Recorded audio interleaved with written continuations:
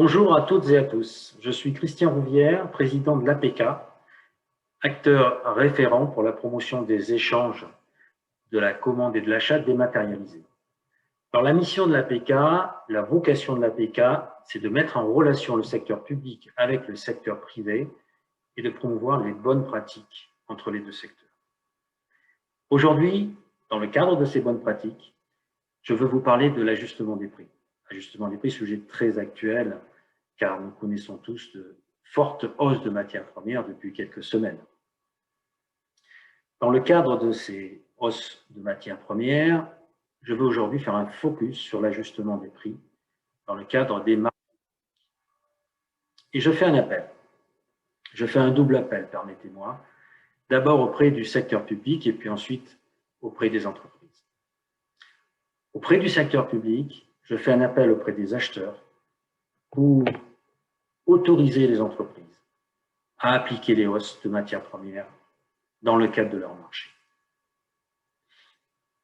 Les acheteurs publics sont autorisés à le faire si on prend par exemple l'article R2212-14 du CCAG-FCS, si on considère également le communiqué de presse de notre ministre des Finances qui a déclaré le 20 mai mot pour mot cet article-là et a cité les mots de cet article R2212-14. Et puis, je veux aussi inviter les acheteurs publics à ne pas appliquer les clauses butoirs, évidemment, ni les invariants dans le cadre de ces ajustements de prix exceptionnels qui étaient imprévisibles par leur ampleur au niveau des hausses de matières premières. Le deuxième appel que je veux lancer, c'est celui auprès des entreprises. Les entreprises qui ont un rôle de conseil avant tout auprès de leurs clients publics et privés d'ailleurs. Mais pour revenir au niveau des clients publics, les entreprises doivent présenter à leurs clients les indices de variation de matières premières, les indices INSEE, qui existent et ils sont nombreux.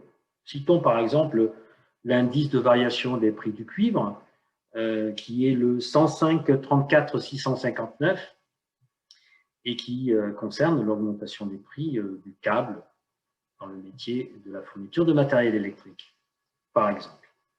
J'invite donc les entreprises à jouer ce rôle de conseil et à le jouer en toute transparence, car nous subissons aujourd'hui des hausses, mais demain, nous allons peut-être aussi avoir des baisses.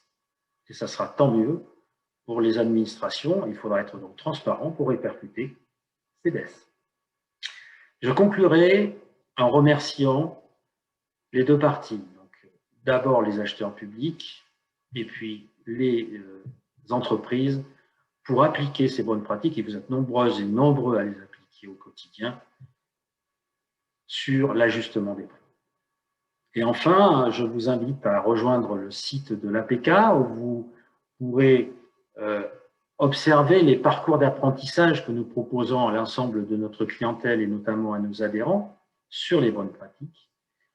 Donc le site www.association-apk.org.